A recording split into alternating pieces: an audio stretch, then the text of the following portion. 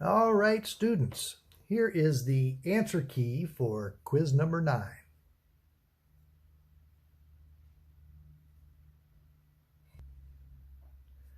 I apologize for some of the shadows. I'm not at my usual table today.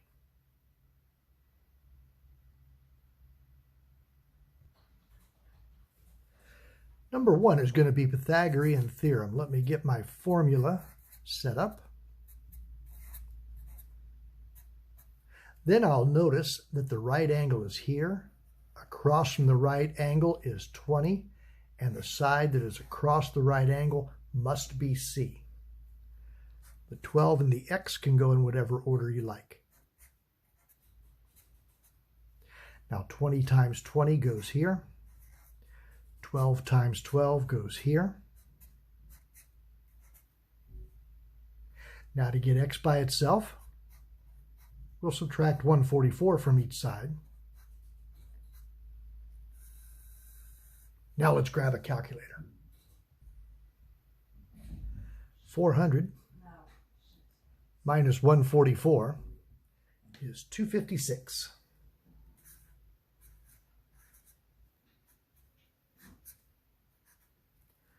Last step, take that square root.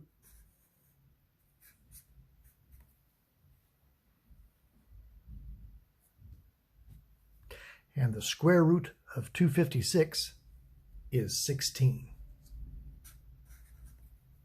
I should label my answer. This problem was in feet. Got it. Let's get that formula ready for number 2. This time, the side across from the right angle is the X. So I'll plug X in for C this time.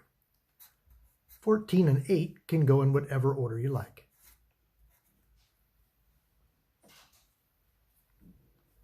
14 squared, 14 times 14, 196. 8 squared is 64. Add those together, we're at 260.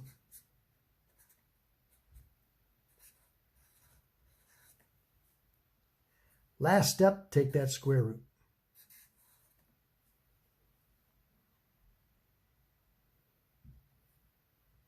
The square root of 260.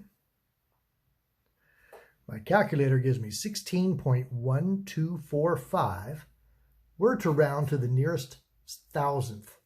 So when my calculator says 16.1245, I check this place value and then round my final answer off to 16.125. Let's write that a little bigger up here. My final answer, 16.125, and this problem was in centimeters.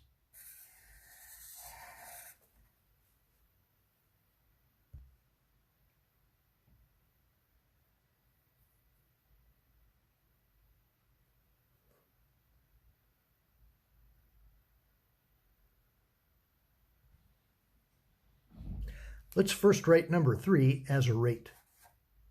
$35.79 for 22 pounds. Then we'll write it as a unit rate, which means I want a 1 here. So I'm dividing by 22 and I'm dividing by 22.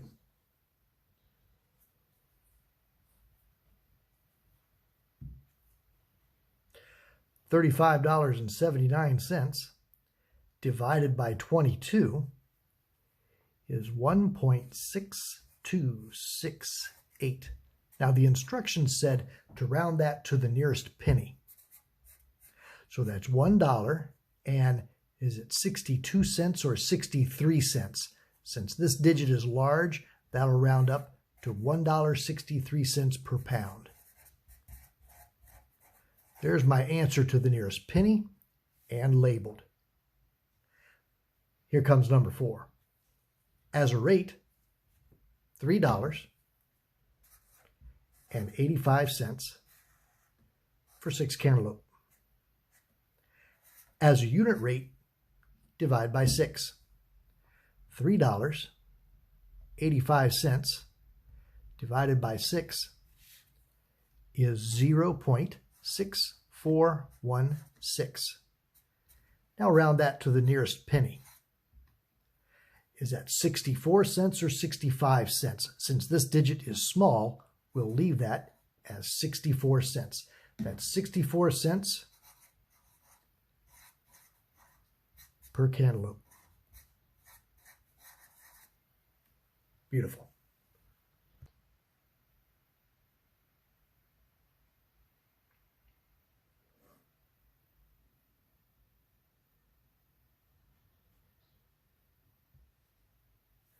For these problems, we start with the proportion. The scale on a map is 2 inches, represents 30 miles. How many miles apart are two cities that are 3.5 inches apart? How many miles apart? I've got miles in the bottom, and I'm looking for miles. For cities that are 3.5 inches apart on the map, I've got inches in the top, and let's write 3.5 as 3.5. Now cross multiply. We'll multiply 2 times in,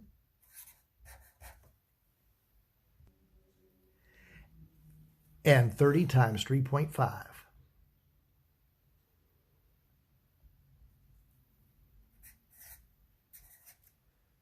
Now divide. 105 divided by 2.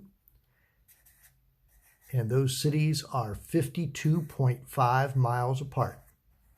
Can you be a half mile apart? Of course you can. 52.5 miles makes a perfectly reasonable answer, so we'll leave it just like that and labeled. Here's my proportion. 1 container of liquid weed killer will cover 25,000 square feet of field. 1 container covers 25,000 square feet. If a farmer has a field that is, now let me make a note.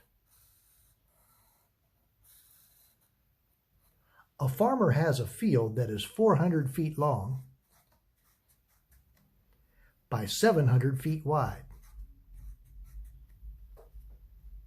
How many containers of weed killer will he need? We're looking for the number of containers. We need to know the square feet.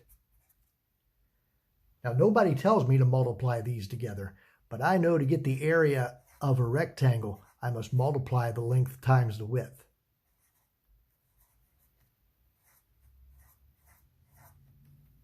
$400 times 700. Let's check my math. 400 times 700 is 280,000 square feet.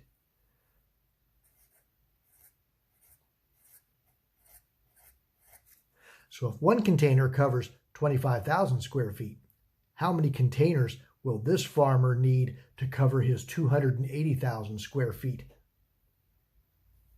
Cross multiply. 25,000 times in, and 1 times 280,000. Now divide. 280,000 divided by 25,000. He's going to need 11.2 containers. Now, can you buy 11.2 containers? No. Should he buy 11 containers or 12 containers? 11 containers is not quite enough. It won't cover his fields. He better buy 12 containers in order to cover all of his field. Beautiful.